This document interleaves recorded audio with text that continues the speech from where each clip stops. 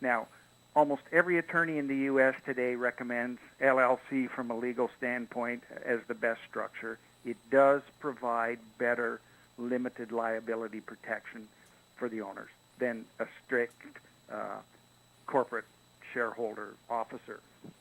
So I'm told.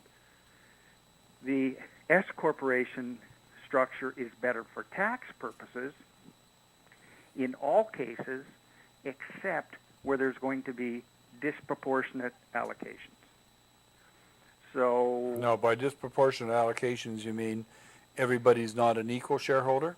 No, what I mean is in an LLC, when it's a partnership, treated as a partnership, if one person has contributed property and another person has contributed cash, and the person who owns the property says, we're 50-50 partners, but I want to have all the depreciation, we have what's called a disproportionate allocation. We may be splitting income without depreciation half and half, or we might say, until I get back the amount of the mortgage, I get all the money. You know, it's just... Well, another typical one is I put in the money and you put in the sweat labor. Right. Yeah, where I put in the property and you put in the sweat labor, so right. we have to figure out. But anytime there's an allocation that is not proportionate to your ownership interest, we switch to what's called 704B accounting. It becomes,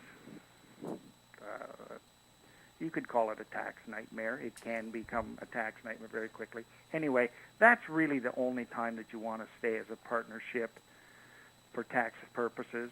So LLC is the way to go in the U.S., so all the business attorneys tell me, and I'm not giving any legal advice. I'm only a tax guy. And S corporation is the best tax structure. And so as an S corporation, now a Canadian resident, well, I thought a Canadian resident, this gentleman's, I thought a Canadian resident could not. He can't be an S corporation. He can't be an S corporation, as far as I know. Yeah. No, because he's a non-resident. Yeah. A C corporation, the other type of corporation in the U.S., is similar. We'll say it's similar to a Canadian corporation. It doesn't have the benefits of Canadian controlled private corporation, where there's lower tax rate. Lower tax rates, and then gross up of dividends and what is a C? It's straight double taxation. What is now? I don't play around with corporations and so on, as you know. You're the corporate guy. Yeah. The last time I remember doing one that had taxable income, the C corporation federal rate was 38%. What is it today? 35%. 35%. Yeah. So effectively, if an individual made $100,000 in a C corporation, the corporation would pay $35,000 tax on that. It's a graduated scale, but it gets to 35 real fast. Yeah, $65,000 is left over. Mm-hmm. He gets the $65,000 and starts paying tax on the $65,000. And you know, in Canada, that could be 44%, 45%. That's right. So he can actually end up paying 60 or 58 or something % tax because he's got a corporation, as opposed to a proprietorship or an LLC. Is that correct? Right. And because of the structure, if it's a corporate entity, on the Canadian side, he's not really getting benefit because he can't have a foreign tax credit. There's no implied foreign tax paid just because the corporation paid it. Yep. You know, so no Canadian... It's not a good structure. Now, in what this gentleman has described, a Canadian corporation that has only expenses, in my opinion, none of them are deductible. They do not create loss carry-forwards of any sort because they cannot possibly be for a business purpose. Well, he's planning on doing this with no profit. Well, that's what I mean. There's no expectation of profit, no planned expectation of profit. So he has some major issues on the Canadian side. Well, I think you know who I'm going to likely refer him to. Not me. Not you? Oh, but you're the guy to do it. You like doing LLCs and corporations and so on, don't you? Well, I do, but there has to be a legitimate business purpose. Okay. I've got Richard. And you know, I could talk to him, and maybe there's a misunderstanding from his side on how things should be structured and who gets the income. Well, he asks that on here. Yep. I think you know where I'm coming from on Canada Revenue's position on, well, if there's no expectation of profit, you do have tax problems. Yep. issues. Let's call them tax issues. Yeah. And there's one thing, Gary, that This is Richard talking would now. make a difference if he was a CC closely controlled Canadian corporation, if he's doing a bunch of R&D, and that is the SR&ED tax credits.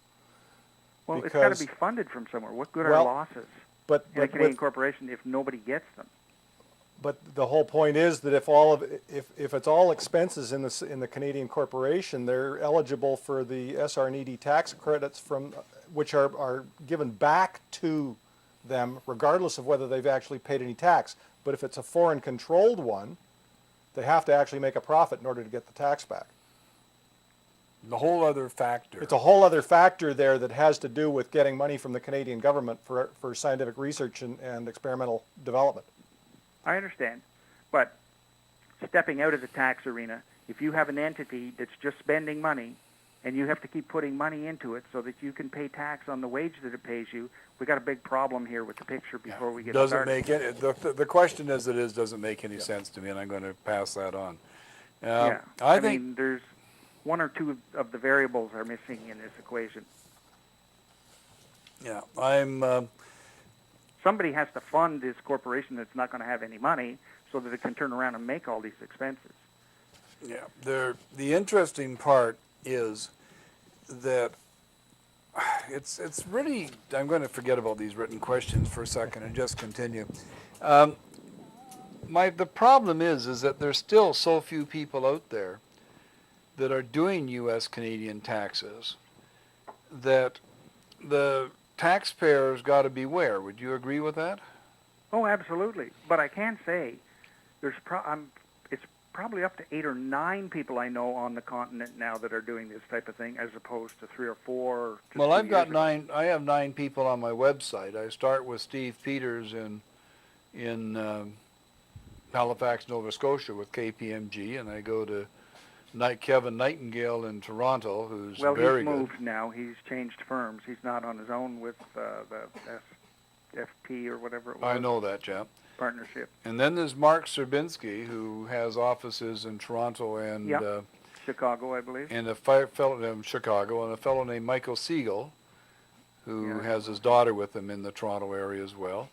And then I jump all the way from Toronto across to Kelowna, British Columbia, where Len Vandenberg is with BDO Dunwoody and does a very good job. And then I come into Vancouver, where Steve Katz and Sonia Clark, both of whom used to work for me, as you know. And KPMG, I think, has a fairly large Well, I mentioned cross-border Yeah, I mentioned thing in KP. Vancouver. Yeah, I mentioned KPMG. They actually have. I was told last time I talked to them, 22 people Are they up to 22 now? in their U.S. Canada tax department.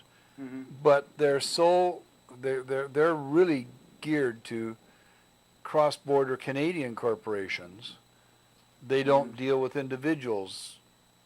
Well, I I know don't all think- my Microsoft clients in Redmond, KPMG will do their U.S. return only and do not help at all with their Canadian. Well, which that's is what a I'm major saying. Problem when there's a person doing one side. with Yeah, no well, I regards hate to the that other. when somebody. And then there's Brad Howland, a single practitioner over in Victoria, and I've met Brad once and talked to him on the phone another time. So, Sonia and Steve used to work for me. You used to work for me, became a partner, and then went off on your own down in Texas. I've never met or talked to Len Vandenberg that I know of. I've never met or talked to Kevin Nightingale, never met or talked to Serbinsky. I have talked to Michael Siegel once, and I believe I talked to Steve Peters once. So I'm recommending people according to the work, when somebody brings a tax return in and I look at it and they've done resource by treaty and they've done all these tacky little things that nobody seems to get. For instance, I can make a story right now. I've only had 3 tax returns ever come into me that I can think of that have had an accountant do resource by treaty to claim the over 15% for pension income and so on. That is a particularly nasty provision. So Well, they don't get I it. would tell a client, if I'm not saving you $1,000, I'm not using the provision because my bill is going to be bigger than your tax savings. Well, I actually built myself, I spent 8 days, I built a little private little computer program that does it automatically. Mm-hmm. I just put the amounts in of all in, and it prints it all out for me and tells me what it is. Mm-hmm. And I'm really quite proud of the little program, but it's written in FilePro. Remember the one that we used to use for the Yeah. computer programs in Ottawa? Yeah. So you can't use it, nobody else can use it. I should rewrite it and He can get a Windows Something. version of Profile. Well, I can use it. I have my FilePro disc. say, have you got Profile or FilePro down there? Yeah. You do? I have my discs. I haven't installed them on anything, but yeah, I do. Oh. Well, I'll send you a... 3 Plus, I think it was called. Yep. Or I will send you a printout of how it works, and you look at it, and if you like it, I'll send you a copy of the program.